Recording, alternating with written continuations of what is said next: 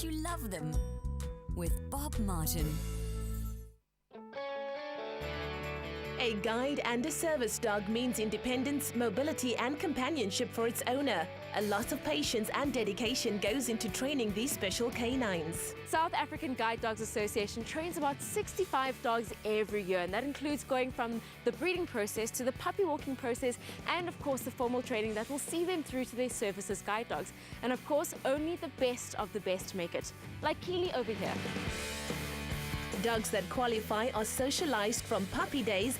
Then, when they're about 12 months old, they work with trainers like Mandla. So you guys are training dogs pretty much all year round, which means a lot must go into training. Exactly how much goes into that training and how long does the process take? Training a dog takes I would say 4 to 6 months on average.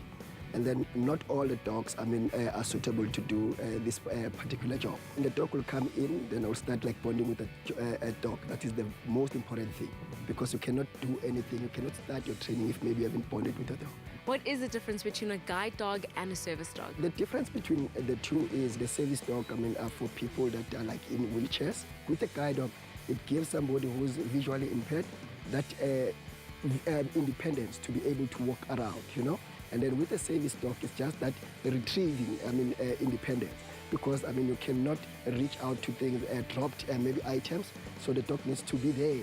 If maybe you drop your bank card, the dog you need to command the dog. So I've always wondered, how is it that the dog knows what the owner wants? How do they know when they need to cross the street, when they need to pick up something? You need to assess this dog's temperament, if they will be able or they will be suitable to use as either guide dog or service dog. Sometimes we do find a dog that comes in for training as guide dogs, and they end up being like service dogs, because if you're assessing them, you see that this dog can be more suitable on the service dog side than the guide dog side.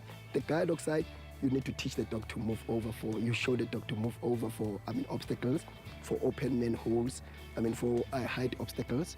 And then the service dog, you need to start teaching them to retrieve. To do that, you start off by playing with them. You make it like a game. And then when they pick up stuff, and then give it to you, then you praise them for that, because that is where you want to get to.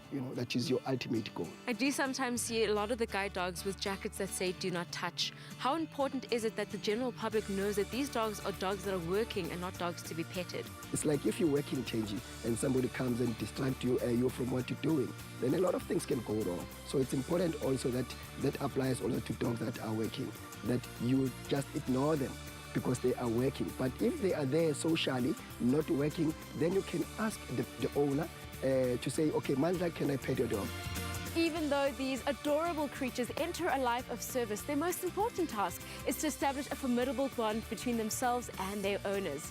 Love cannot be seen, it must be felt within the heart. The bond created between guide dogs and their owners is unbreakable. Show them how much you love them with Bob Martin.